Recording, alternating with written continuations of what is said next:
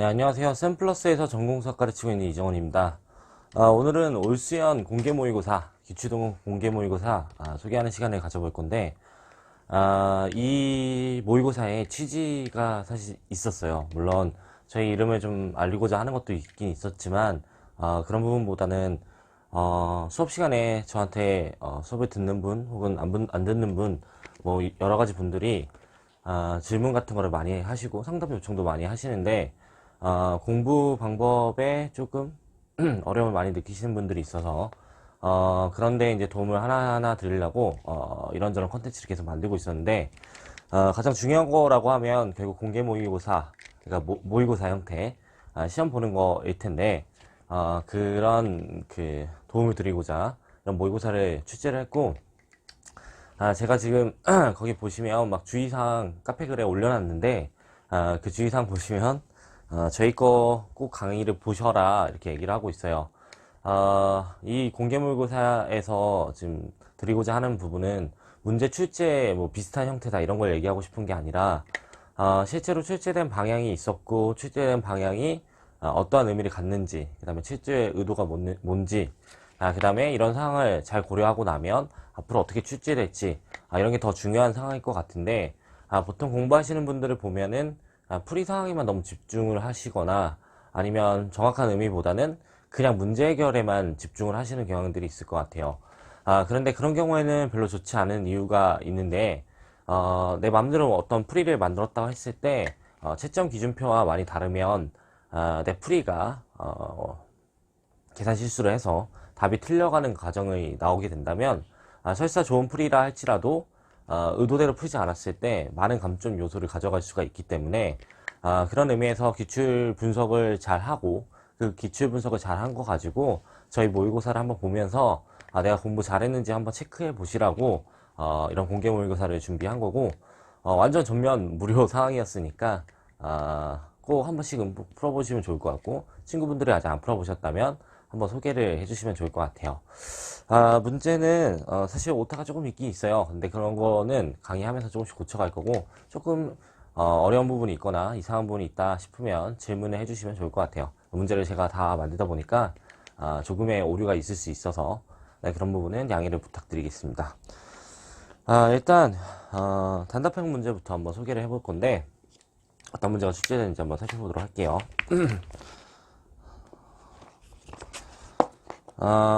이 근거 문제, 2번 문제 답변수 미적분학 문제를 지금 먼저 소개를 할 건데, 근거 문제는 99학년도 기출문제 상황이었어요.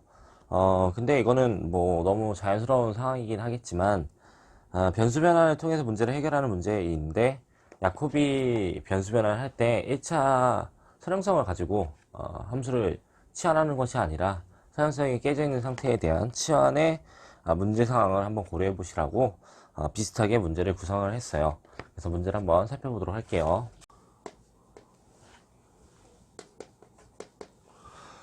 일단 y를 x의 제곱, 일단 y는 2분의 x의 제곱, 일단 y제곱은 2x,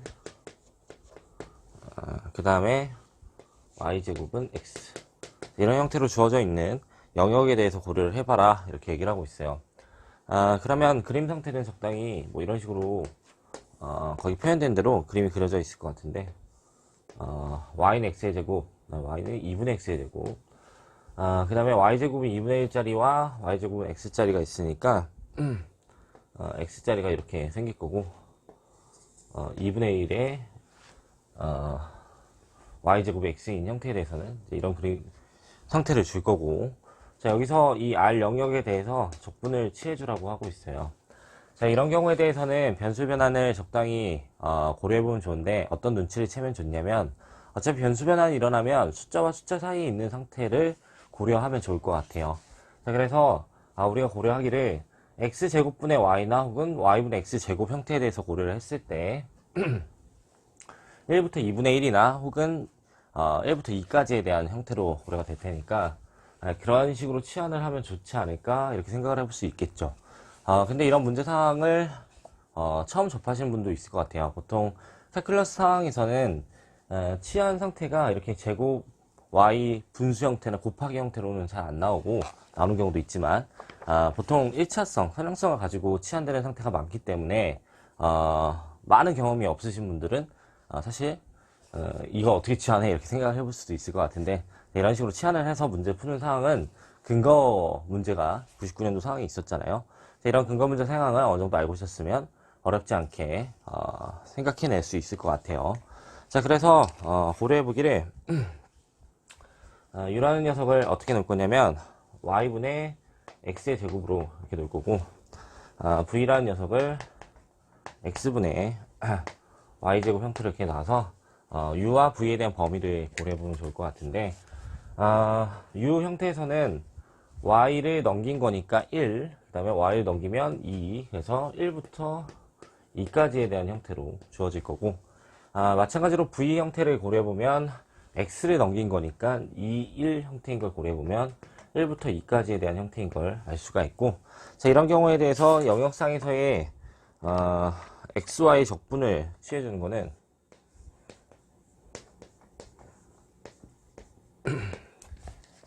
UV 형태로 이제 변수 변환을 해야 되는데 자, 여기서 야코비만큼 들어가야 된다는 걸 알 수가 있어요. 근데 야코비만큼 들어가는데 문제는 어떤 상황이 있냐면 야코비에 대한 계산을 취할 때는 x, y를 u와 v에 관한 식으로 표현해 주는 게 우리가 일반적으로 하는 방법이죠. uv에 관한 식으로 이렇게 표현해 주고 y도 마찬가지로 uv에 관한 식으로 표현해 줘야 돼요. 근데 이런 경우에 대해서는 x, y를 u, v에 관한 식으로 만들어주는 게 쉽지가 않기 때문에 그냥 uv에 대해서 계산을 한 다음에 처리하면 안 될까? 뭐 이렇게 생각을 해볼 수 있어요. 깔끔하게 나올 수 있을 것 같으니까. 그래서 실제로는 어떻게 고려하시면 되냐면 uv에 대한 야코비를 그냥 제2로 표현하자면 이 친구에 대한 인버스를 취해주고 du, dv로 바꿔주는 작업을 하시면 성립하는 상황이 나와요. 그러면 실제로 uv를 x, y에 대해서 편미분을 취해주는 거니까 먼저 u를 x에 대해서 편미분 취해주면 y분의 2x 이렇게 될 거고 그 다음에 얘를 y에 대해서 편미분을 취해주면 x제곱이고 얘는 y의 마이너스 1승이니까 마이너스 y제곱 이렇게 표현해 줄 수 있을 것 같고 마찬가지로 얘를 x에 대해서 편미분하면 마이너스 x제곱분의 y제곱 y에 대해서 편미분을 취해주면 x분의 2y 이렇게 계산을 해줄 수 있을 것 같고 AD-BC 형태로 고려하는 거니까 결국 2에서 1을 더해준 3이라는 결과가 생기니까 결국 이 부분이 3분의 1이 되는구나 이렇게 생각을 해볼 수가 있겠죠. 그 다음에 XY에 대해서 이제 표현해 줘야 되는데 XY에 대해서는 둘을 곱해주면 XY가 되죠. 그래서 UV로 그 다음에 u와 v에 대한 식을 계산할 때는 u는 1부터 2까지 v도 1부터 2까지니까 얘에 대한 계산을 반복적 분치해주면 결과를 가져갈 수 있겠구나 이렇게 판단해 볼 수 있어요. 결과는 4분의 3 그래서 일단 처음 근거 문제로는 단답형 문제인데 이중적분 문제 소개해 봤어요. 이중적분 문제를 소개했습니다. 다음 문제로 한번 넘어가 보도록. 네, 다음 문제는 현대대수와 아이디얼 문제를 준비했는데 이 의미를 잘 부여하면서 가셔야 되니까 잘 따라오셨으면 좋겠어요. 일단 근거 문제는 17학년도 기출 A형 문제인데 잉여환에 대한 정보를 물어보는 17년도 기출 문제 상황이 있었어요. 근데 17년도 문제 상황이 단답형으로 출제가 되었고 그 단답형 상황을 우리가 열심히 정확하게 서술형으로 공부하는 작업을 해놨으면 18학년도에도 좋은 풀이 상황을 만들 수 있었는데 보통 단답형 문제 상황이 나오면 적당히 그 문제 해결만 고려하시고 넘어가시는 바람에 18년도 문제 상황이 어렵게 느껴졌던 그런 분들이 많았던 시대예요. 그래서 저희는 그 의미를 잘 부여하기 위해서 비슷한 문제 상황을 고려해봤는데 보통은 아이디어 문제, 환 문제, 잉여 환 문제 같은 것들이 단답으로 나오면 군론이 서술형으로 나오고 그 다음에 서술형에 있던 군론이 단답으로 출제되면 오히려 잉여 환의 문제가 서술형으로 나오는 서로 교차되는 형태로 출제되고 있는데 이번에는 어떤 형태로 이제 고려가 될지 모르니까 적당히 다 고려해 놓으면 좋겠죠. 시험 변형이 일어나니까 어떻게 출제될지는 잘 모르잖아요. 자, 그래서 의미를 잘 부여하면서 고려를 해보고 싶어요.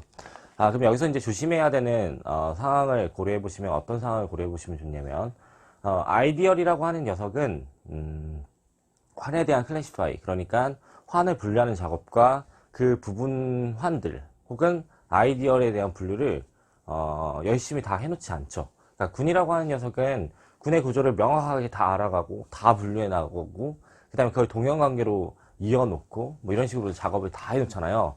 그래서 군에서는 뭐가 어떻다, 뭐 부분군의 개수 몇 개다, 정규군의 개수가 몇 개다 이런 식으로 물어보는 게 합당한데 환 경우에 아이디얼의 개수가 몇 개예요 라고 논리를 펼칠 때는 몇 개 해보니까 몇 개밖에 없어요 식의 논리는 절대로 불가능해요. 왜 그런지 혹시 아시겠죠? 그러니까 분류가 되어 있는 녀석들은 내가 다 찾아보고 이거밖에 없어요 라고 해도 문제가 없는데 아이디어 같은 경우에 환에 대한 분류가 없고 클래시파이가 안 돼 있으니까 몇 개 찾아보고 더 이상 없다는 걸 보장하기 위해서 논리를 명확하게 제시하지 않으면 당연히 감점 요소가 될 수밖에 없다, 이렇게 생각하시면 좋을 것 같고, 자, 그런 의미에서 이러한 문제를 고려해 봤는데 사실 단답형 문제이기 때문에 러프하게 넘길 수도 있어요. 그러니까 잘 한번 고려해 보시면 좋을 것 같아요. 일단 문제 상황부터 한번 살펴볼 건데 뭐 어렵게 출제된 건 아니고 G2X를 X세제곱 플러스 X로 자른 잉여환에 대해서 고려했을 때 서로 다른 극대 아이디얼의 개수를 구하세요, 이렇게 얘기를 하고 있어요. 자, 그러면 이러한 잉여환의 구조부터 살펴보는 게 좋을 것 같은데 X세제곱 플러스 X라고 하는 녀석은 기하당식이 아니다는 맞잖아요. 그러니까 실제로 이 형태를 고려해보게 되면 X로 묶었을 때 X제곱 플러스 1 형태로 묶일 거고 신입생 지수법칙을 고려하게 되면 X 플러스 1에 대한 제곱 형태로 표현될 수 있는 걸 알고 있기 때문에 가약당식이 된다는 걸 알 수 있어요. 그러면 잉여환을 가약인 가역원으로 잘라서 생성된 아이디어로 잘라서 만들게 되면 이 구조가 뭐냐라고 하면 정역도 안 되고 필드도 안 되는 그런 상황이 보장되겠죠. 그러니까 가완한 구조가 된다. 그냥 단지 가완한 구조가 된다라는 상황이에요. 그러면 이러한 가완한의 구조를 우리가 고려했을 때 정확하게 다 분류가 되어 있냐라고 하면 그렇지 않다라는 게 큰 문제인 거예요. 그러니까 여기서 문제를 단답형이기 때문에 몇 개 찾는 작업을 하는 거는 풀이 상황상 어렵진 않겠지만 문제를 풀 때 정확하게 풀기 위해서는 근거를 잘 제시해 놓고 이런 형태가 서술형에 출제될 수 있다는 걸 고려해서 세팅을 해 놓으시면 좋을 것 같다, 뭐 이렇게 얘기를 해볼 수 있어요. 실제로 이런 잉여한 형태에 대한 물음을 던졌던 거는 18년도 기출 상황이랑 비슷하게 흘러가니까 고려해 주시면 좋을 것 같아요. 어쨌든 여기서는 서로 다른 극대 아이디어의 개수를 구하여라 이렇게 얘기를 하고 있어요. 그 다음에 그 극대 아이디어의 개수가 몇 개인지 모르겠지만 단원군의 원소의 개수가 몇 개인지 또 고려해보래요. 그러면 일단 극대 아이디어의 개수를 고려해보면 좋을 것 같은데 상황상 x가 있고 x 플러스 1의 제곱 형태가 있으니까 얘네들의 기하인수 형태는 x와 x 플러스 1 형태가 될 거고, 그러면 여기서도 그런 형태가 아이디어의 개수가 되지 않을까 이렇게 생각을 해볼 수 있어요. 그러니까 n은 두 개다 이렇게 찍을 수는 있는데 엄밀하게 한번 고려해봐야 된다는 거죠. 보통 수업 시간에 많이 다루는 얘기이긴 한데 보통 막 노가다를 띄시기 때문에 많이들 혼나요, 수업 듣는 분들은. 네. 여기서 이 정보를 어떻게 찾냐라고 하면 우리가 잘 알 수 있는 정보에서 얘에 대한 정보를 꺼낸다 이렇게 생각하시면 좋아요. 그러니까 무슨 얘기냐면 우리가 아이디어에 대한 정보를 유일하게 잘 알 수 있는 형태는 PID, 그러니까 주 아이디어의 정형 형태 아니고서는 거기서 찾기 힘들죠. 왜냐면 PID 같은 경우에 모든 아이디어이 한 원소로 표현되어 있는데 주 아이디어이 안 되는, 그러니까 이건 정역이 안 되니까 주 아이디어 정역이라고 할 수 없잖아요. 자, 이런 구조에 대해서는 내가 하나로 생성된다는 보장도 해줄 수가 없고 그 다음에 몇 개 찾아보고 된다고 논리도 펼칠 수가 없기 때문에 결국 도구를 하나 만들어야 되는데 주 아이디어에 대한 정보를 통해서 우리가 알고 싶은 그 잉여환에 대한 정보를 찾는다 이렇게 생각해 보시면 좋아요. 그러면 우리가 프렐라의 연습 문제 상황을 적당히 고려해 보시면 어떤 도구를 하나 만들어낼 수 있냐면 이 G2X에서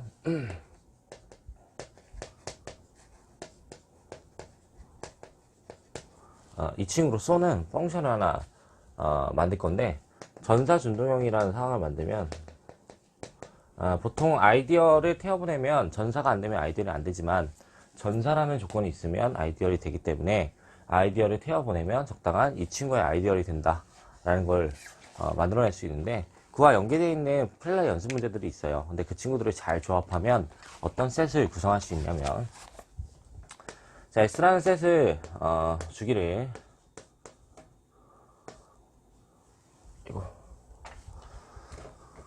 Bi들의 모임으로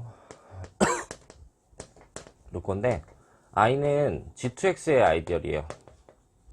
그러니까 어차피 전사란 조건을 보장시킬 수 있으면 이 친구도 적당한 요 녀석의 아이디어이 될 텐데, 극대 아이디어이 되기 위해서 극대라는 조건을 하나 넣어주고, 그 다음에 커널 B를 포함하는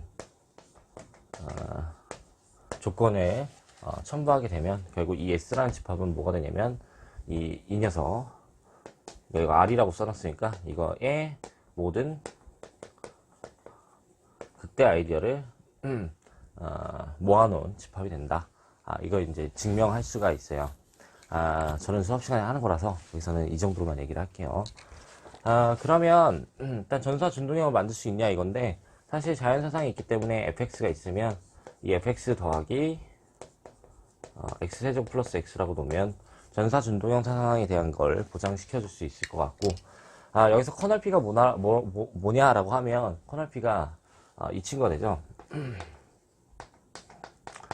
왜냐면 얘가 0이 되게 하는 거니까, 요 녀석들이 되게 하는 녀석이니까 fx가 여기 들어가는 녀석들을 모아놓은 거거든요. 그래서 커널 P는 얘가 되는 걸 알 수가 있고, 그러면 결국 어떤 상황을 고려하면 되냐면, x세제곱 플러스 x라는 아이디어를 포함하면서 극대가 되게 하는 형태들을 고려하면 된다. 그러면 결국 이 인수들을 가지고 있어야 된다라는 거니까, 이 i가 될 수 있는 건 뭐냐면 x 하나짜리나 x 플러스 1짜리 이 두 가지밖에 없다, 뭐 이렇게 얘기를 해볼 수 있어요. 그러니까 요거는 b x와 b x 플러스 1로 생성된 아이디어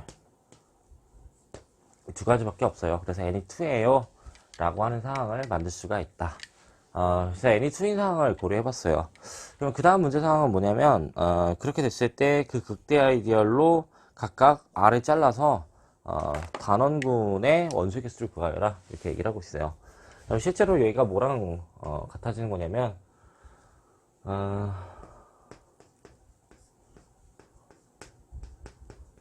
이 친구랑 같아져요. 집합적으로.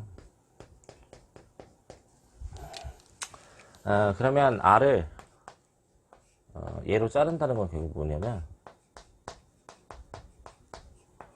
이 R이 G2X와 X 세제곱 플러스 X로 생성된 아이디어가 같아지는 상황이다 보니까,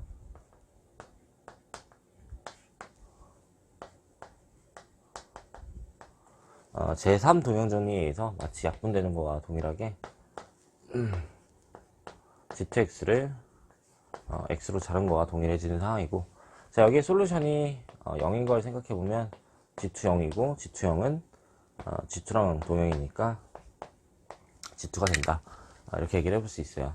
마찬가지로 여기도 마이너스 1을 집어넣은 거랑 동형이 되죠. X 마이너스 1이 될 거고, 그럼 마이너스 1을 집어넣은 거니까 결국 G2랑 같아진다. 그러면 여기서 말하는 R을 J 아이들로 자른 녀석들은 G2 크로스 G2가 되고, 걔의 단위원 이렇게 얘기하는 상황으로 만들어갈 수가 있다, 이렇게 고려를 하고 싶어요. 자, 그럼 여기서 얻어야 되는 교훈은 아까 말씀드린 대로 단답형에 출제됐던 상황을 우습게 보지 말고 서술형 문제 풀이 상황으로 제시해 보는 게 중요하다. 근데 그런 상황은 역사에서도 나왔듯이 17년도가 18년도를 해결해 줄 수 있는 상황을 만들었었다, 이렇게 생각을 해보시면 좋을 것 같고, 자, 그 얘기를 마무리해서 다음 문제로 넘어가 보도록 할게요. 네, 4번 문제는 다변수 미적분화 문제인데, 이 문제 상황에 대해서는 어렵지 않게 상황을 고려할 수 있을 것 같아서 일단 스킵을 하려고 해요. 그러니까 다뤄야 되는 문제들이 많으니까 이 정도는 개인적으로 처리할 수 있을 것 같아서 가볍게 얘기만 할게요. 일단 근거 문제는 19학년도 기출 A형 문제에서 제시를 했어요. 사실 크게 의미를 가져야 되냐라고 하면 크게 의미를 가질 필요는 없는 게 다변수 미적분학에 대한 문제 출제가 항상 되고 있었고 그 문제 상황이 뭐 라그랑지 승수법, 내분값 정리 같은 최대 최소값을 구하는 문제 같은 것들이 막 출제되다가 이제 출제 한계성이 있는지 이제는 다변수 미적분학에서 연속이 되게 하는 다변수 함수 연속이 되게 하는 n을 찾는 단답형 문제가 출제되었었는데 저희도 비슷하게 문제 상황을 제시하기 위해서 문제를 구성한 것 뿐이고 여기는 크게 의미를 부여하시지 않아도 될 것 같다. 하지만 근거 문제는 있었다. 뭐 이 정도로만 얘기를 하도록 하고 넘어가도록 하죠. 자, 이제 7번 문제 상황으로 넘어갈게요. 7번 문제 상황은 수리통계학 문제인데 조금 어려움을 느꼈을 수도 있을 것 같긴 해요. 일단 근거 문제는 18학년도 기출 A형 문제 상황이었는데 이 당시에 제가 강의했을 때는 얘와 엄청 숫자가 유사하고 구하는 것까지 동일한 문제 상황이 나왔었는데 제가 강의를 하다가 이런 게 출제될 일은 없겠지만 그래도 한번은 보자 라고 하면서 출제를 한 적이 있었는데 비슷하게 출제됐던 상황이에요. 근데 이런 상황을 지금 고려하면 2, 4형 문제 상황에서도 볼만한 문제를 하나 구성할 수 있을 것 같아서 공분산 문제로 변형을 해서 새로운 문제를 한번 구성을 해봤는데 한번 살펴보도록 하죠. 일단 문제 상황을 보니까 같은 동전을 3번 던지는 시행을 하는 상황인데 확률병수 x는 세 번째 시행에서 동전이 앞면이 나오면 0을 그리고 뒷면이 나오면 1을 가져가기로 했대요. 자, 그 다음에 확률변수 y는 동전이 앞면이 나오는 경우의 수와 같다고 가정을 하세요. 자, 그랬을 때 공분산 코베리언트 x, y를 구하고 x, y가 독립인지 판별해봐 이렇게 얘기를 하고 있어요. 사실 독립인지 판별해봐는 코베리언트 값만 잘 봐도 알 수 있을 것 같은 게 코베리언트를 계산했더니 0이 아니면 공분산이 0이 아닌 경우에 대해서는 독립상을 가져갈 수가 없을 테니까 x, y가 독립이 아니라는 거를 판별하는 건 어렵지 않을 것 같고 일단 코베리언트 값을 구하는 게 먼저겠구나 이렇게 생각을 해볼 수가 있고 그런 입장에서는 결국 각각의 확률 변수에 대해서 확률 분포를 찾아내야 되겠구나 뭐 이렇게 생각을 해볼 수 있을 것 같아요. 먼저 상황을 한번 보도록 하죠. 일단 전 사건에 대한 표현을 먼저 해보면 좋을 것 같은데 앞면에 h라고 놓고 뒷면을 t 정도로 놓죠. 그러면 어떤 사건들이 나올 수 있냐면 HHH, HHT, HTH, THH, HTT, THT, 그다음에 TTH, 그다음에 TTT. 자, 이렇게 8가지의 경우의 수를 고려해 볼 수 있을 것 같아요. 자, 근데 이 상황에서 이제 고려를 해보게 확률 변수를 다 맞춰봐야 되는 거니까 한번 고려해 볼까요?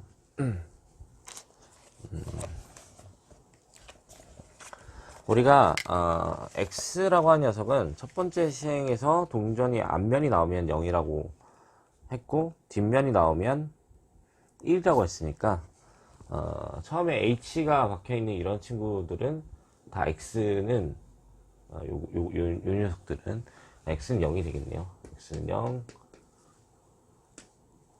x는 0,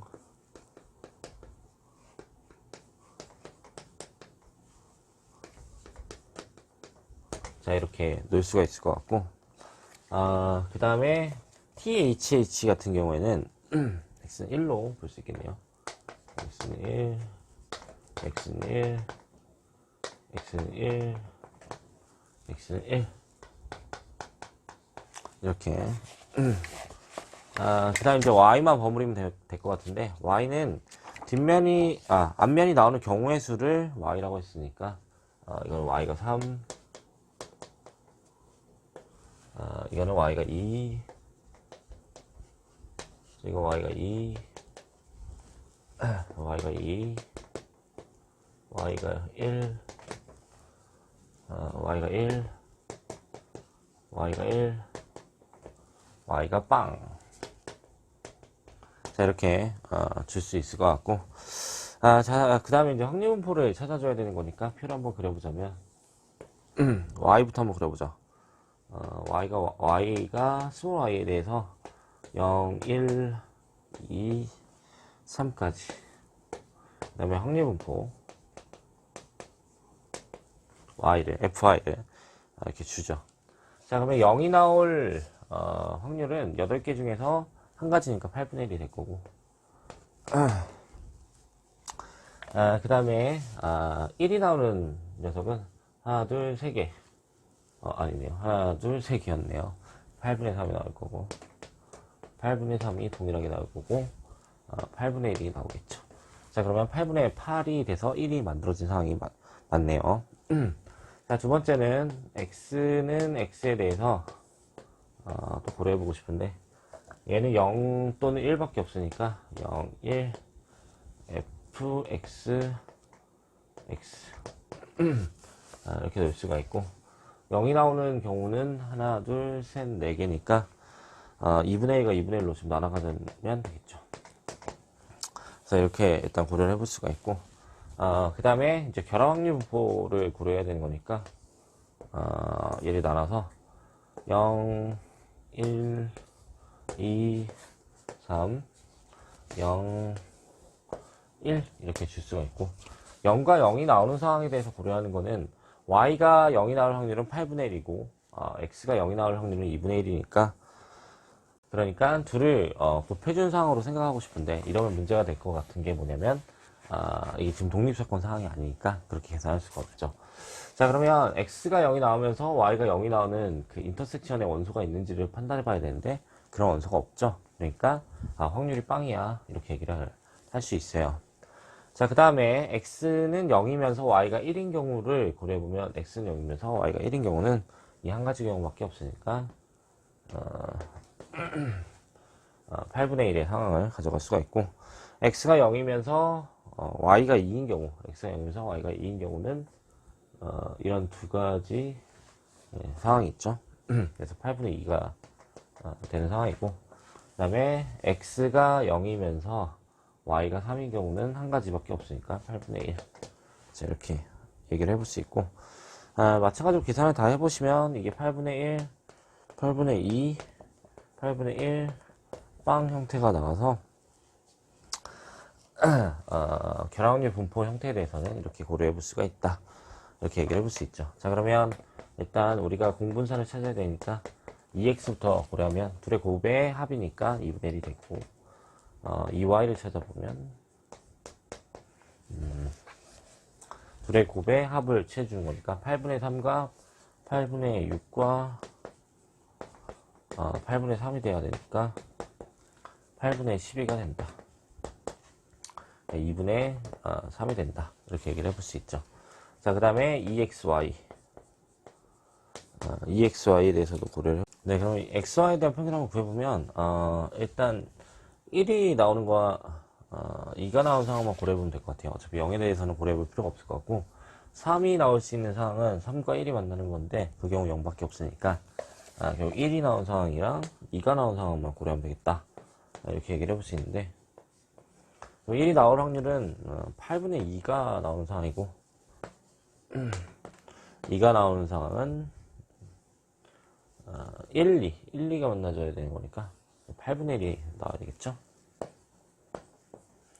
그래서 2분의 1이라는 상태를 가져갈 수 있어요. 근데 제가 8분의 2와 8분의 1을 쓴다는 게 3분의 2와 3분의 1에 답지다 써놨네요. 거기 고쳐주시고, 그럼 코베리언트 값을 구하면 코베리언트 x, y는 xy에 대한 평균에서 이 각각의 평균의 곱을 주는 거니까 이거 4분의 3을 빼줄 거 알 수 있고, 얘가 0인 건 알 수 있으니까 독립이 아니에요 라고 하는 논리까지 만들 수 있다. 자, 그래서 7번에 대한 소개는 여기까지 진행하도록. 네, 그럼 8번 문제, 9번 문제를 간단하게 소개하고 넘어가 보도록 할게요. 일단 8번 문제 상황은 이산형 문제인데, 선형 방정식 상황에 대한 거는 정말 기초적으로 출제가 되고 있고, 저희 문제도 어렵지 않게 풀 수 있었을 것 같아서 18학년도 기출문제 상황 특성 방정식 이용해서 문제를 해결하는 상황에 대한 것만 제시를 문제로 한 거고, 크게 의미는 없으니까 기초 상황에 대해서만 잘 고려하시면 어렵지 않게 풀 수 있을 거라 생각이 들어요. 그래서 스킵을 일단 할 거고, 자, 9번 상황도 마찬가지로 크게 의미를 갖고 있지는 않는 문제예요. 자, 왜 그러냐면 일단 위상사고 문제 상황이 새로운 위상을 하나 줘놓고 거기서 컴팩트인지 뭔지 알아보는 그런 작업들을 하잖아요. 근데 매번 이렇게 문제 출제가 되다 보니까 크게 의미를 부여하기가 조금 힘든 상황이긴 해요. 그래서 저희도 마찬가지로 기출 상황이랑 비슷하게 만나보기 힘들었던 위상 상황에 대해서 기저를 드리면서 위상 공간에 대한 정보를 얻어가는, 뭐 하수도로 부분관이 되는지 뭘 하는지, 자, 그런 것들을 판별해보는 문제로 제시를 한 거니까 가볍게 한번 풀어보시면 좋을 것 같아요. 그래서 8번 문제, 9번 문제는 스킵을 하고 10번 문제 상황으로 가보죠. 10번 문제는 미분기와 곡선론 문제를 출제했는데, 프레네트 장을 적당히 이용해서 프레네트 도함수 공식을 이용해서 문제를 해결하게끔 출제를 했어요. 근거 문제는 17학년도 기출 A형 문제 상황이었는데, 접선 벡터 T랑 그 다음에 주법선 벡터 N을 가지고 새로운 펑션 하나, 커브를 하나 구성을 해서 그 커브에 대한 정보를 얻는 문제가 17년도 기출문제 상황이었는데, 저희도 비슷하게 곡선 하나를 주고 곡선 하나의 프레네트 장의 형태를 적당히 고려해서 새로운 함수 형태를, 곡선 형태를 만들고 거기에 대한 정보를 찾아라, 이렇게 얘기를 하고 있는 그런 상황이니까 프레네트 장에 대한 도함수 공식 형태만 잘 고려할 수 있으면 문제를 어렵지 않게 풀 수 있을 것 같아서 한번 풀어보도록 할게요.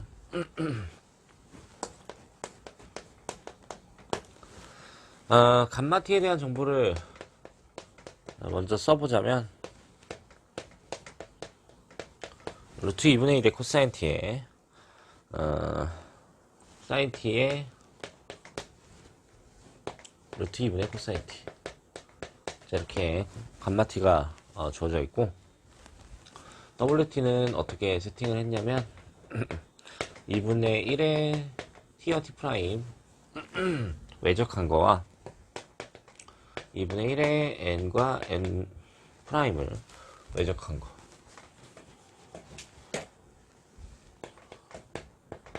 2분의 1의 b와 b 프라임을 외적한 이러한 wt를 하나 구성을 했어요. 그러면 우리가 프레네트 도함수 공식을 적당히 생각을 해보면 어떻게 얘기해 볼 수 있냐면 이 부분에 해당하는 게 카파 n으로 표현된다는 걸 알 수가 있고, 자, n 프라임은 마이너스 카파 n 플러스 타오 b 형태로 쓸 수 있다는 걸 알 수가 있고, b 프라임은 마이너스 타오 n으로 쓸 수가 있다, 뭐 이렇게 고려해 볼 수 있죠. 그러면 다시 한번 표현해 보면 2분의 1 카파 t 크로스 n이 된다는 걸 알 수 있고, tnb 순을 따라서 외적을 하는 거니까 b로 이렇게 써줄 수 있다, 이렇게 얘기를 해볼 수 있고, 자, 그 다음에 n과 n이 외적되는 경우에 대해서는 빵이 되는 거 알고 있기 때문에 결국 분배를 했을 때 b에 대한 외적 형태만 고려할 수가 있는데, tnb니까 결국 n과 b가 만나면 t 형태를 이룰 수 있다는 걸 알 수 있어서 t만 남는다, 이렇게 얘기를 해볼 수 있죠. 그 다음에 마지막으로 마이너스 bn의 외적 형태를 고려하면 bn의 순서가 바뀌면 nb 형태가 돼야 되는 거니까 nb는 t가 되는 상황이죠. 그래서 2분의 타오 t. 제가 여기 실수를 했네요. 이게 t였네요. 그러면 tnb니까 마이너스를 붙이면 2분의 카파 b가 되겠네요. 그럼 여기까지 이제 첨부를 하면 결국 이거는 카파 b와 토션 t 형태로 wt가 표현되어 있다는 걸 알 수가 있고, 여기서 a를 뭐라고 하고 있냐면 a를 w와 b를 내적한 거래요. 그러면 t하고 b는 내적하면 빵이니까 결국 카파에 대한 정보가 나온다는 걸 알 수가 있고, B는 W와 T를 내적을 한 거니까 내적을 하면 이렇게 빵 하면 토션이 나오는 상태가 된다, 이렇게 얘기를 해볼 수 있죠. 그럼 결국 여기서 물어보는 A, B는 카파 토션을 물어보는 건데, 이 감마 T를 통해서 카파 토션에 대한 계산을 하시면 결국 A가 1이 나오고 얘가 0이라는 결과가 생겨서 우리가 찾고 싶은 정보를 얻어갈 수가 있다, 뭐 이렇게 얘기해 볼 수 있는 그런 문제였어요. 네, 정말 기본적인 문제 상황인 건 맞지만 그래도 이렇게 프레네 공식 형태를 이용하는 상태가 일반적으로 잘 나오는 상태니까 꼭 고려해 두시면 좋겠다, 뭐 이렇게 얘기를 해보도록 할게요. 자, 그럼 다음 문제로 넘어가 보도록 할게요. 네, 다음 문제는 이제 11번 복수 해석학 복수 적분 문제예요. 복수 해석학 문제는 좀 왔다 갔다 하는 경향이 있는데, 일단 중요한 거는 급수전개 상황에 대해서 고려할 수 있는 게 중요해요. 그러니까 로랑 정리가 정말 중요한 의미를 갖고, 그 외에 이제 다른 게 출제했다라고 하면 복수 적분 문제가 기본적인 상황이고, 그 외에는 뭐 선형분수 형태도 나온 적이 있고, 그 다음에 코시리만 물어보는 상황도 나온 적이 있었지만, 급수전개 상황을 제외하면 복수 적분이 정말 중요하니까 문제 출제를 했고, 근거 문제 제시는 2015학년도 문제 상황으로 출제를 했어요. 형태를 보시면 거의 비슷하게 흘러간다는 건 알 수가 있을 것 같은데, 15학년도 문제보다는 조금 더 쉽게 구성을 한 상황이다, 이렇게 얘기를 해볼 수 있죠. 왜 그렇게 고려를 했냐라고 하면 15학년도 문제 상황에서는 계산하는 과정이 좀 복잡한 복수 적분 상황이 나왔어요. 근데 저희 거는 이제 뒤에 문제 풀 게 너무 많아가지고 시간 조율을 하기 위해서 조금 더 쉽게 출제를 한 상황이고, 이 문제에 대한 해결, 15학년도 기출문제 상황에 대한 해결을 뭐 조르단 정리를 이용해서 처리하시는 분들도 있는 것 같은데, 그런 식으로 처리하시기보다는 그 계산 과정을 어떻게 가져갈 수 있는지 고려해 보시면 좋을 것 같아요. 왜 그러면 좋냐라고 하면, 사실 조르단 계산 증명하는 과정이랑 여기 풀어놓은 계산 과정이랑 거의 엇비슷하게 흘러갈 텐데, 그 계산하는 과정이 초등적이냐 초등적이지 않냐라는 걸 구별 지을 줄 알아야 돼요. 만약에 초등적이지 않은 상황에 대해서 우리가 계산이 너무 어려우면 어떠한 정리를 통해서 문제 해결하는 게 일반적인 상황일 것 같긴 하지만, 그럴 수 있겠지만, 이런 상황에 대한 형태, 그러니까 초등적인 계산 상태에 대해서는 어떠한 정리가 해결해 주는 것보다는 너가 직접 계산해봐, 원리를 알아야 되니까, 이렇게 출제 경향을 잡을 확률이 커요. 실제로 그러한 근거를 고려해보자면 도구적으로 문제를 해결할 수 있는 정리들의 상황들이 출제되지 않는다는 걸 인지하시면 알 수 있을 것 같아요. 예를 들어 실로 정리가 출제되지 않는 것과 그 다음에 가우스분해 정리가 출제되지 않는 상황은 너네들이 잘 모르는데 한번 이용해봐 식의 논리는 수학자들 입장에서는 허용해 줄 수가 없는 범주예요. 그러니까 결국 우리가 고려해야 되는 상황은 뭐냐면, 초등적인 상황에 대한 계산을 취할 때 어떠한 정리를 통해서 문제를 해결할 것이냐, 아니면 내가 직접 계산을 할 것이냐에 대한 구별을 지어야 될 때는 무조건 초등적인 계산을 먼저 해주셔야 된다 라고 고려를 해주시면 좋을 것 같고, 그러한 근거 사항을 왜 고려해야 되냐라고 하면, 채점 상황에서 결국 우리가 생각해 봐야 되는 거는 뭐냐면, 조르단 정리나 어떤 정리를 가지고 문제를 넘겼을 때 거기에 배점 요소가 얼마나 들어갈 수 있을지에 대한 판단을 해보셔야 된다라는 거예요. 그러니까 내가 초등적인 계산을 통해서 계산 결과를 가져갔는데 어떠한 정리가 보장해주는 상황에 대해서 배점 요소를 만들지 않게 된다면 그어버릴 수 있는 상황이 오지만, 초등적인 계산을 내가 직접 해서 결과를 가져갈 수 있는 상황에 대해 어떠한 정리를 사용하지 않았기 때문에 걔는 틀렸다라고 할 수 없죠. 왜냐면 증명 과정이랑 엇비슷하게 가니까 거의 증명한 상황인 거고, 그런 상황에서 보면 굳이 정리를 이용하지 않아도 내가 계산한 상황이니까 틀렸다고 할 수가 없는 상황이 오는 거죠. 그러니까 좋은 배점 상황을 주시는 분들이 들어가면 너무 다행이겠지만, 그렇지 않은 상황에 대해서 우리가 고려해 놓는 게 점수를 높일 수 있는 방법 중에 하나이기 때문에 우리가 생각해야 되는 거는 웬만한 계산은 직접 해오는 게 더 중요하다, 뭐 이렇게 보시면 좋을 것 같고, 그러한 문제 상황을 얘기해 드리고 싶어서 15학년도 문제 상황을 근거로 하여서 이 복수적분 문제를 출제하였다, 이렇게 생각해 주시면 좋을 것 같아요. 그러면 그림도 똑같고 물어보는 것도 똑같은데 뭐만 좀 달라졌냐면 펑션 상황만 조금 달라지는데, 그 상황에 대해서 한번 고려를 잘 해볼게요.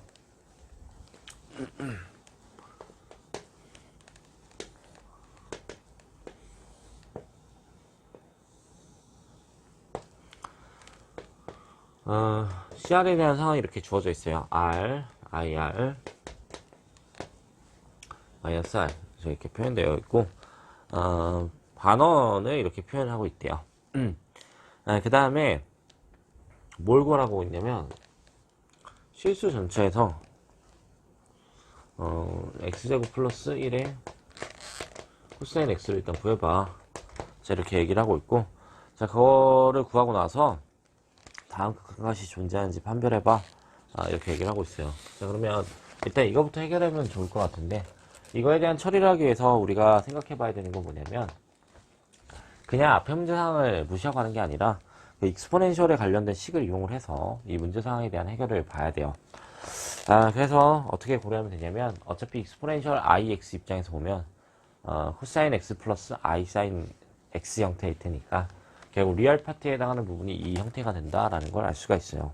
그래서 인테그랄 R에 x제곱 플러스 1에 exponential ix dx. 자, 이렇게 표현해 줄 수가 있고, 그러면 우리가 이거에 대한 고려를 한다고 치면 어떻게 볼 수 있을 것 같냐면, 유수 정리를 생각해 보면, 리얼 파트에 2파이 i에 리얼 파트에 리얼 파트가 아니라 레지듀에 지제곱 플러스 1분의 익스포넨셜 ig 형태에 대해서 우리가 i가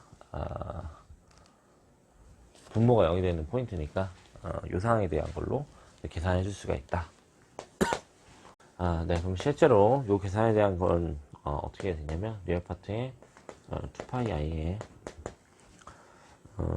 2i분의 익스포넨셜 마이너스 1, 그러니까 i 파트를 집어넣게 되면 이제 마이너스 1 형태가 나올 테니까 요거와 동일해진다는 걸 알 수가 있고, 결과적으로 얘가 2분의 파이가 된다. 자, 이렇게 얘기해 볼 수 있는 상황이 온다. 그러니까 만약에 이게 기출문제 상황이 15년도로 제시됐을 때, 이런 식으로 시계 형태는 어렵지 않게 보일 수 있는데, 계산하는 과정은 앞에 근거 문제가 적당히 정보를 비슷하게 줄 수 있는 상황을 만들어줘야 된다는 거고. 자, 그 다음에 거기 있는 리미트 g제곱 플러스 코사인 g 형태에 대해서 적분해준 두 번째 문제 상황에 대한 해결을 봐야 될 것 같은데, 사실 이 형태가 결국 고려하는 거는 여기 부분에 대해서만 고려를 하는 거죠.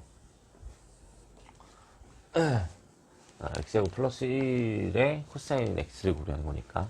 근데 요 녀석이 결국 2분의 파이로 일정한 상황이 오는 거죠. 인피니티까지 간다 하더라도. 근데 이렇게 보면 결국 마이너스 r부터 r까지 코사인 x분의 x제곱 플러스 1분의 코사인 x로 바꿀 수가 있고,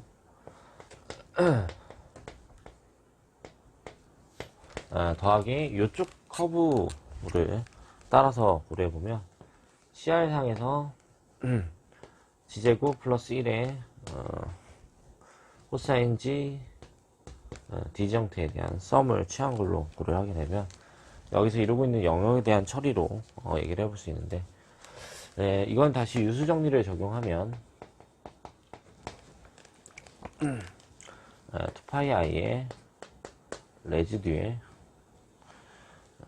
함수 넣고 i 파트에 대한 것만 고려하면 될 테니까, 자, 이렇게 처리가 된다 라는 걸 알 수가 있을 것 같고, 그럼 얘네들에 대한 계산만 마무리 해주면, 요거와 요거에 대한 처리만 해주면 결국 얘에 대한 값을 극한으로 보냈을 때도 가져갈 수 있는 상황으로 볼 수 있어요. 근데 실제로 얘를 계산해 보시면 파이 곱하기 2분의 익스포넨셜 플러스 익스포넨셜 마이너스 1 형태로 표현되는 상황을 알 수가 있고, 네, 여기서 구한 게 2분의 파이 상황이었으니까 얘에서 얘를 빼준 게 이 친구도 일정한 상황이 나오는 거고, r을 인피니티로 보내도 결국 일정한 상황이 계산된다. 뭐 이렇게 얘기를 해볼 수가 있겠죠. 그래서 11학년도 문제 상황은 15학년도에 근거를 하여 조금 더 변형할 수 있는 상황에 대해서 제시를 해보았다. 이 정도로 얘기를 해볼 수가 있을 것 같아요. 제가 의미한 바를 좀 잘 아셨으면 좋겠어요. 자, 마지막 선형대상 문제, A형의 마지막 문제 선형대상 문제 소개해 보도록 하죠. 선형대상 문제도 마찬가지로 고려하고 싶었던 상황이 있었는데 15학년도 기출문제 상황이죠. 여기도 10학년도 기출문제 상황인데 어떤 일을 많이 하시냐면, 제가 질문을 받다가 사실 좀 힘들어서 계속 이제 변형해서 말을 드리는 건데, 15학년도 기출문제 상황은 단답형 문제로 출제가 됐어요. 그러니까 어떤 직선에 대한 대칭성을 주는 행렬 표현에 대한 정보를 처리해봐라, 특성 먼저 구해봐라 식의 논리가 나왔었는데, 그게 단답형 문제로 출제되다 보니까 뭔가 기하적인 상황에서 문제를 해결하시는 분들이 너무 많아진 거예요. 근데 만약에 서술형 문제 상황에서 기하적인 처리를 할 수 있냐 수준은 거의 그래프 그려놓고 그 그래프가 어떻게 되니까 뭐가 나와 식의 논리밖에 아니잖아요. 근데 그래프를 그려서 그걸 점수를 주겠다고 치면 말이 안 되잖아요. 그러니까 기하적인 상황에 대한 처리를 우리가 논리적인 언어로 해결할 수 있는지가 사실 환원시킬 수 있는 문제 상황일 것 같은데, 그게 중요한 의미를 가지니까 계속 방법을 제시해 드린 상황이었어요. 근데 문제는 뭐냐면, 제가 작년부터 계속 사형함수 형태가 출제될 확률이 크니까 사형함수를 자꾸 기하적으로 이상하게 풀지 말고 행렬 표현에 대한 정보를 잘 가져가자라는 의미로 계속 사형함수에 대한 제시를 했었는데, 작년 상황에 똑같이 출제가 됐죠. 근데 문제는 뭐냐면 이상한 풀이 상황을 자꾸 돌아다녀가지고 제가 자꾸 질문받아서 너무 당황스러운데, 그람시무치를 이용해서 문제를 해결하는 상황을 뭘 제시할 수는 있긴 하겠지만 그런 상황이 중요한 것이 아니라, 사형이란 걸 할 때는 직선에다가 쏠 때는 그 직선 벡터에다가 쏘는 상황으로 처리하면 되는데, 평면 상황에 대한 거는 받아주는 녀석이 여러 가지가 있을 수 있으니까 결국 직교 정사형 형태에 대한 의미를 가져가려고 하는 것 같은데, 머리를 쓰면 그게 어렵지 않게 해결되는 상황이어서 그 상황에 대한 해결책을 계속 작년부터 계속 제시를 했던 상황이었어요. 근데 그 상황이 뭐냐면, 평면이 있으면 법벡터가 있고 그 법벡터한테 쏴서 벡터 차를 구하면 여기로 떨어지는, 평면으로 떨어지는 사형된 벡터를 찾을 수가 있는데, 그 상황을 자꾸 고려하시지 않고 이상한 그람시무치 직교화 과정을 통해서 처리하는 작업들을 많이 하시더라고요. 근데 그런 거를 다 쓴다 치면 사실 서술할 수 있냐라는 관점에서 보면 답안지에 그걸 다 쓰고 갈 수가 없어요. 그다음에 물론 대충 써서 넘길 수야 있겠지만 교수님들이 그걸 원했을까? 이건 사실 애매한 문제가 생기죠. 그람시무치 직교화 과정 같은 경우에 수학과에서야 진행을 잘 하지만 수학교육과에서는 한번 배우고 나서 크게 의미를 가져가지 않잖아요. 정확하게는 정규직교 기저를 만든 방법 정도로 러프하게 머리에 넣어놓고 가는 상황이다 보니까 그런 상황이 아니라 적당히 법벡터에다가 쏴서 처리하는 작업을 하는 게 쉬운 풀이 상황을 가져갈 수 있어서 그거에 대한 제시를 계속 했었는데, 질문을 자꾸 이상한 질문을 계속 받다 보니까 조금 힘들어서 그런 의미를 잘 가져가시라고 12번 문제 상황을 만들었다. 뭐 이 정도로 고려하시면 좋을 것 같아요. 그러면 12번 문제 상황을 한번 보도록 할게요. 자, 12번 문제 상황을 보니까 평면 위로 정사형을 보내는 선형세상 T에 대한 행렬 표현을 A라고 하고 있어요. 그래서 A에 대한 대각화 여부를 판별하고, 그 다음에 고유값 람다에 대한 고유공간 이 람다들을 고려해서 R3 전체를 표현해봐 라고 얘기를 하고 있고, 그 다음에 고유공간의 기저를 통해서 R3에 대한 기저를 하나 만들어 놓고, 그 친구 배에 대한 행렬 표현의 A와의 관계를 구체적으로 서술하세요 라고 얘기하고 있어요. 자, 그러면 결국 여기서 말하고 있는 거는 행렬 표현에 대한 관계를 D와 A로 물어보고 있으니까 구체적으로 서술하라고 하는 거는 결국 닮음에 대한 얘기를 너가 아냐? 그 다음에 그거를 서술할 수 있냐? 이거 눈치껏 한번 써봐.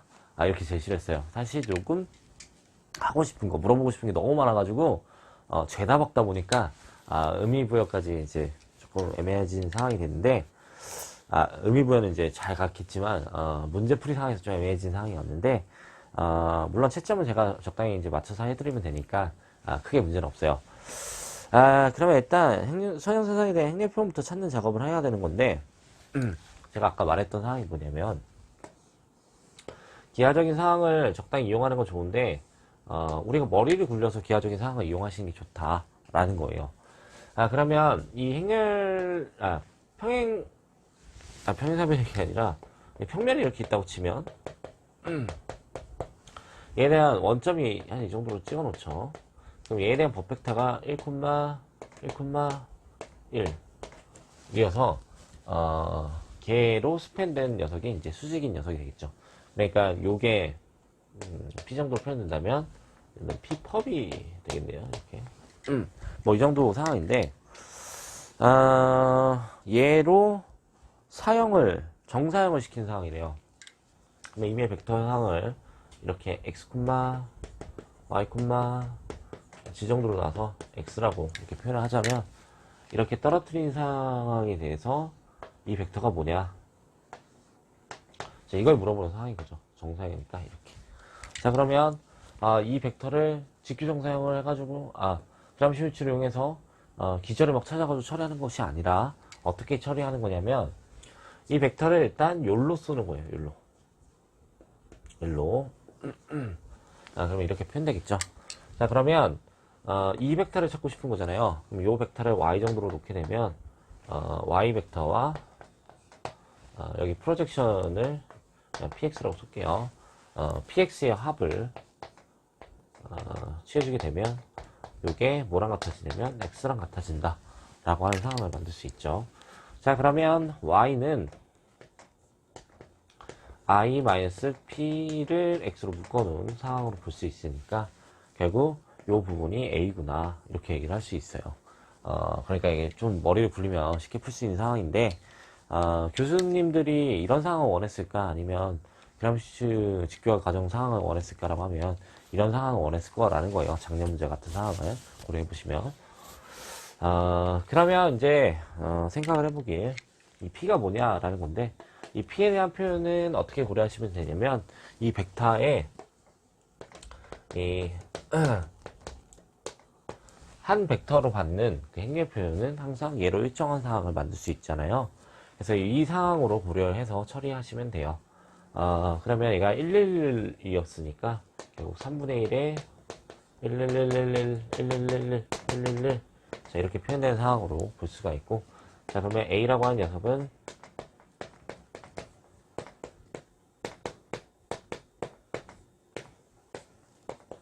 이렇게 표현되는 상황으로 볼 수가 있겠죠. A에서 F죠. I에서 빼야 되겠죠.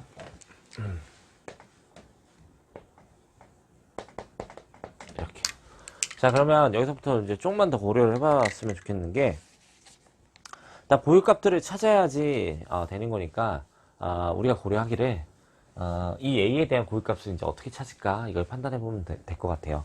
근데 사실 여기서부터는 머리 굴리기예요. 그러니까 제가 아까 말씀을 드렸던 단답형에 대한 처리, 그러니까 15학년도 기출문제 상황 보면 단답형에 대한 처리니까 기하적인 상황으로 적당히 처리할 수 있다고 했는데 이게 서술형으로 바뀌었을 때는 어떻게 처리하냐라는 게 관건이었던 거예요. 근데 그런 입장에서 생각해보면 기하적인 처리가 쓸모가 없냐, 완전히 쓸모가 없냐, 이건 또 아니에요. 왜냐면 A가 찾아졌다라는 건 우리가 이미 계산 중간 과정까지 갔는데 이거 가지고 고유값을 찾을 거야 라고 표현한 것도 말이 되는 상황이죠. 그러면 이거 가지고 나 찾을게 라고 했는데 그 과정 계산하는 과정 디터미넌트 가지고 막 찾는 그 과정 거기에 배점 요소를 정확하게 넣을 거냐 라고 하면 그 부분부터 사실 애매한 부분이 있어요. 그러니까 그 과정에 배점 요소를 넣을 수야 있겠지만 결과로 고유값을 찾냐 못 찾냐에 초점을 맞추게 될 수밖에 없어요. 그런 상황에 대해서는. 그러니까 고유방정식을 내가 그냥 구해버리면 난 A 같다 그 고유방정식을 찾았다 밖에 안 되는 거죠. 물론 그 해법이 어떤 방법일지라도. 그래서 이런 상황이 나왔을 때는 어떻게 고려하시면 되냐면 기하적인 상황을 적당히 이용해서 나 이 A 가지고 고유 방정식 찾아보니까 이거 나온다? 라고 거짓말을 하면 되는 거죠. 안 걸리기만 하면 되는 거잖아요. 근데 이렇게 제시를 하면 안 걸릴 수밖에 없겠죠.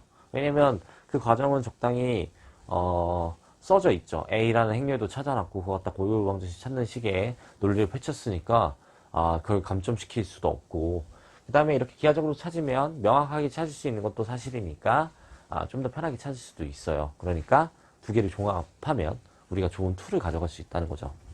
자, 그래서 기하적인 상황에서는 어떻게 처리하냐 이게 다시 관건이 될 텐데 여기도 마찬가지로 관찰만 잘하면 된다 이렇게 얘기를 해보죠. 그러면 두 가지 벡터 정도를 살펴보면 좋을 것 같은데 떨어뜨리는데 의미가 없는 녀석 그 다음에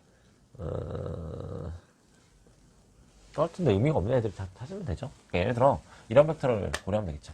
자, 이렇게 퍼업에 있는 이 벡터를 고려하게 된다면 얘는 떨어지기를 원점으로 떨어질 수밖에 없는 상황이 오겠죠. 이렇게 떨어지면 여기로 떨어질 수밖에 없잖아요. 정사역이니까. 자, 그러면 우리가 생각해 볼 수 있는 건 뭐냐면 여기에 고유값은 해보면 결국 뭐냐면 얘가 2제로구나 이렇게 얘기를 해볼 수 있겠죠. 자, 그 다음에 고려해 볼 수 있는 상황은 뭐냐면 애초에 평면에 있던 떨어져 있던 녀석들 그러니까 이러한 녀석들을 고려하게 된다면 이러한 녀석들은 어떤 방향을 취하고 있든 간에 더 이상 떨어질 수 없고 자기 자신으로 떨어질 수밖에 없잖아요. 그러면 결국 이러한 친구들을 죄다 모아놓은 게 1에 대한 고유가 1에 대한 고유 벡터가 되겠구나 이렇게 얘기를 해볼 수 있죠. 그러니까 결국 이 P가 이 원이 되는구나 이렇게 얘기를 해볼 수 있어요. 그러면 여기서 다시 관찰해야 될 거는 이 원이라고 하는 녀석은 몇 차원인지를 봐야 되겠죠. 몇 차원이냐면 평면이니까 2차원이 되겠죠. 2차원이면 고유 벡터가 두 개로 기저를 가져서 생성하고 있었을 테니까 결국 우리가 생각해 볼 수 있는 건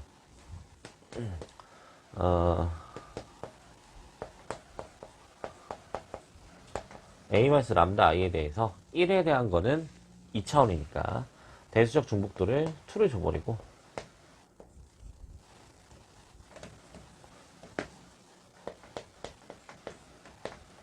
그 다음에 이건 0인데 대수적 중복도 하나로 들어가면 되겠죠. 자, 여기서는 기하적 중복도가 2기 때문에 대수적 중복도가 2가 된 상황인 거예요. 원래 2 이상이 돼야 되는 거니까 두 개 합쳤을 때 3이 만들어지려면 2밖에 줄 수 없어. 이 1을 줘서 이 0을 만들어 나갔다. 이렇게 생각하시면 될 것 같고 그러면 나는 고유 방정식도 찾은 상황이 됐죠. 그러니까 이렇게 찾게 되면 이게 실수로 이게 틀렸다 할지라도 결국 어떤 상황이 나올 수밖에 없냐면 A까지에 대한 정보를 가져갈 수가 있다. 여기까지 고려해 볼 수가 있겠죠. 근데 만약에 내가 이 A도 정확하게 찾지 않고 이걸 찾아버리는 상황이 왔다 하면 내가 이걸 틀렸을 때 아무것도 가져갈 수 있는 점수가 없다. 이렇게 비교해 볼 수 있다는 거예요. 자, 그래서 여기까지는 찾았고 그 다음에 이 원과 이 제로도 찾아냈어요. 그러면 얘에 대한 기전은 결국 안 써도 되겠네요. 얘가 된다는 걸 알 수가 있고 여기서는 아무 기전화 들고 와도 상관없잖아요. 직교 기전을 들고던 말던 상관없으니까 얘가 성립하는 상황을 고려하면 될 것 같아요. x 더하기 y 더하기 g가 0이네요. 그러면 g는 마이너스 x 마이너스 y 형태가 될 테니까 x, y, 마이너스 x, 마이너스 y를 고려해보면 x는 1, 0, 1, 0, 마이너스 1 더하기 y는 0, 1, 마이너스 1 형태로 표현되니까 얘가 기저가 된다. 이렇게 얘기를 해볼 수가 있을 것 같고 결국 얘네들로 이 원을 생성하는 상태다. 이렇게 얘기를 해볼 수가 있죠. 그래서 여기까지는 일단 고려해본 상황이고 자, 마무리 작업만 하면 되는데 닮은 관계가 되냐 안 되냐 이것만 따지는 거예요. 그러면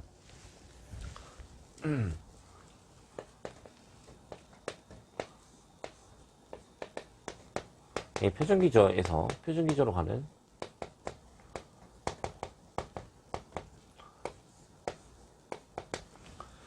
이런 녀석이 있었던 거고 얘들을 가지고 얘는 좀 비스듬히 있겠지만 이렇게 있겠지만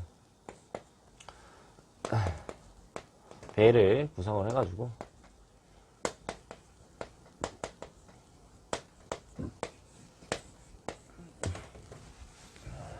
이들의 관계에 대해서 물어보고 있는 거죠. 자, 여기가 A 상황인 거고, 그러니까 사용시키는 상황이 A 상황인 거고, 그 다음에 D라고 하는 녀석을 배에 대한 행렬편으로 이렇게 주는 거고. 근데 우리가 이런 관계는 항상 닮은 관계가 된다는 걸 알 수 있어요. 그래서 여기다가 적당한 추행렬을 박아주면 뭐가 되냐면 이 배의 원소들을 열벡터로 써주는 거죠. 111, 111, 그 다음에 1, 0, 마이너스 1, 그 다음에 0, 1, 마이너스 1. 이렇게. 근데 이렇게 보니까 여기 있는 열벡터들이 결국 다 뭐가 되는 거냐면 고유벡터들이라는 거 알 수 있죠.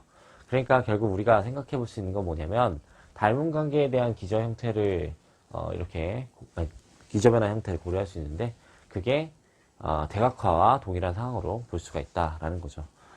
그래서 결국 여기서 대각화에 대한 질문도 던지고 있고 그 다음에 관계를 물어보는 상황도 한 번에 다 처리할 수 있는 거죠. 그러니까 대각화 가능하고 그 다음에 추행률이 이렇게 되기 때문에 이 S가 사실 P인데 P 먼저 태워보내고 A 타고 P 인버스를 타고 가면 결국 D라는 녀석이 만들어지고 이 D 형태에 대한 계산은 고유값으로 구성되어 있을 테니까 이거네 이렇게 얘기해 볼 수 있는 상황까지 생각해 볼 수 있어요. 여기서 하고 싶은 얘기는 되게 많았어요. 그러니까 대각화도 물어보고 싶었고 닮은 관계도 물어보고 싶었고 그들의 관계도 물어보고 싶었고 그 다음에 행렬 표현, 그 사용시키는 행렬 표현에 대한 의도 한번 고려해 보셨으면 좋겠고 그 다음에 그걸 어떻게 합리적으로 계산하는지도 한번 고려해 보고 싶었고 여러 가지 얘기들이 있었는데 그 얘기들을 다 가져가시면 좋을 것 같다 라는 거고 작년에 사용함수가 나왔기 때문에 이번 연도에 사용함수가 나올 것 같진 않아요. 하지만 고려해 볼 수 있는 상황은 사용함수를 가지고 대각화의 관계까지 그러니까 대각화와 닮음의 관계까지만 잘 고려를 해놓게 된다면 그것도 의미 있는 문제가 되지 않을까. 그게 마지노선으로 처리할 수 있는 부분이 아닐까. 뭐 이렇게 생각을 해볼 수가 있고 자 그런 의미에서 A형을 출제했다. 이렇게 고려하시면 좋을 것 같고 일단 A형은 여기까지 소개하고 B형에 대한 소개를 이어서 진행해 보도록 할게요. 감사합니다.